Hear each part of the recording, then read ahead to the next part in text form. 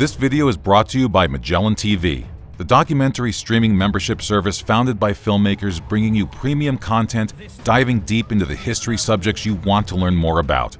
Magellan TV has the richest and most varied content on history available anywhere. Magellan TV has over 2,000 documentary movies, series, and exclusive playlists. They have ancient, modern, current, early modern, war, and biographical history which can be watched anywhere on your television, laptop, or mobile device. We highly recommend Combat Machines. This show is great for military vehicles and weapons buffs. Check out this episode on the Vietnam War for analysis of the vehicles used by the Viet Cong to move along the Ho Chi Minh Trail and the American machines used to stop them. On the topic of the Vietnam War, we also recommend Vietnam: Secret Negotiations That Ended the War. Discover previously unreleased recordings and interviews from the negotiations that ended the Vietnam War during the Paris Peace Accords. All the shows are without interruptions from commercials, and many programs are available in 4K. Simple History viewers get a 1-month free membership trial. Just go to try.magellantv.com/simplehistory or click the link in the description below. Head over there now. Why were Korean soldiers so feared in the Vietnam War? Under the cover of the Many Flags campaign, the United States war effort in Vietnam was supported by 5 allied countries. These were Australia, New Zealand, South Korea, Thailand, and the Philippines. By far, the largest contingent was sent by the Republic of Korea. At one point, in the late stage of the war, there were more Koreans in Vietnam than Americans. During the 8 years of their deployment in Vietnam, Koreans fought bravely and left a remarkable impression, so remarkable that their enemies feared them and their allies awed them. Being one of the closest allies of the United States in Asia, South Korea was willing to repay the Americans for the help given to them during the Korean War. Already in 1954 and 1961, South Korea had offered to send its troops to Vietnam to help defeat the Communists. On both occasions, the Americans and South Vietnamese had refused the offer. 10 years later, however, amidst the need for growing foreign participation, the United States and its allies put the proposal on the table for Korea to enter the war.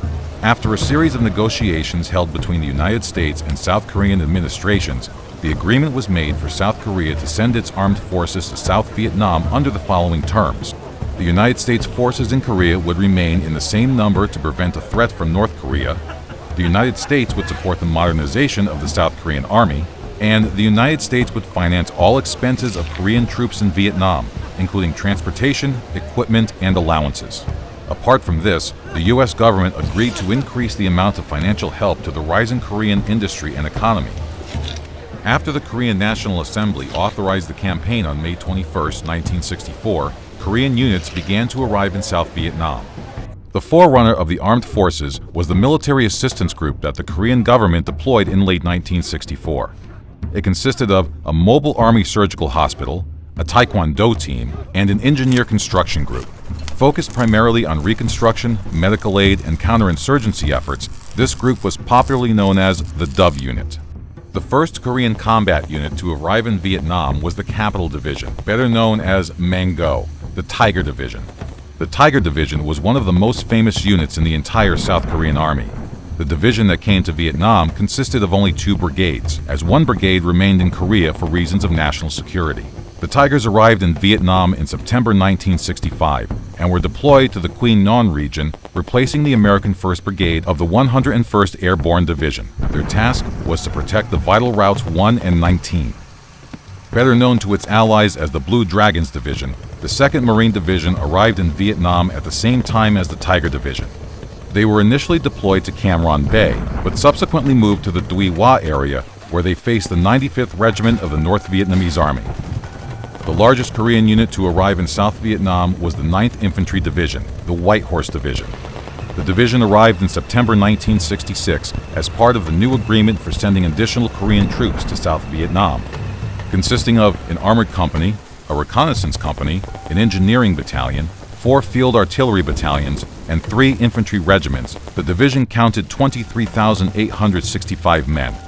The unit was deployed in the Ninh Hoa district at the junction of Route 1 and Route 21, with the task of controlling the local population and defending the Ninh Hoa Air Base and Cam Ranh Bay. By the end of the war, South Korea deployed 2 more units, a Marine battalion that arrived in 1967 and a 12-man C-46 crew in 1969. In total, the Republic of Korea deployed 47,872 men to Vietnam between 1964 and 1969. All deployed units were under the command of Major General Chae Myung-shin. Once the 9th Infantry Division arrived in Vietnam, General Chae gathered all his units under the command of the Corps headquarters in Nha Trang. The recruitment for the Vietnam tours was made strictly on a voluntary basis. The Capital Division was a reserve division, but was filled up by volunteers from the entire army. South Korean commanders were able to carefully pick candidates as the number of volunteers largely exceeded the volume of the division. This was the first international engagement of the South Korean Army, and everything had to be up to the highest standard. Only those of the best fitness, skills, and discipline were chosen. Once recruitment was over, the Tiger Division was filled with the best South Korea had. The command cadre was also the best the Army could offer. Hand-picked by senior commanders, the cream of the crop of the Korean Military Academy were chosen for the mission. They were put under the guidance of battle-hardened senior officers, veterans of the Korean War. American soldiers and officers had only words of praise for their Korean allies. The Korean Army had come a long way since the Korean War, when they were still learning from the American military. In Vietnam, Koreans were completely independent, showing great skill in all aspects of warfare from tactics to logistics. Back home, South Koreans were trained to defend their country from potential invasions from the north.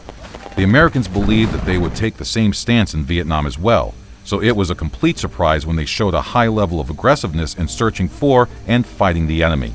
The South Korean soldiers were very thorough in their search and destroy missions. They would scan the designated area, leaving no rock unturned. Once the enemy was located, Korean soldiers would encircle them, slowly closing in and leaving very little space for the enemy to slip through.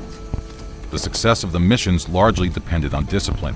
After spending the day fighting against the enemy, Korean soldiers would stand waist-deep in the water at night to close off their perimeter. The Korean troops attacked their enemies with everything they had. Although they did not kill as many as the American soldiers, the count of weapons and material they captured was much higher. They did their best to ensure that each of their attacks was a complete blow for the enemy, whilst keeping their own casualty rate far below average.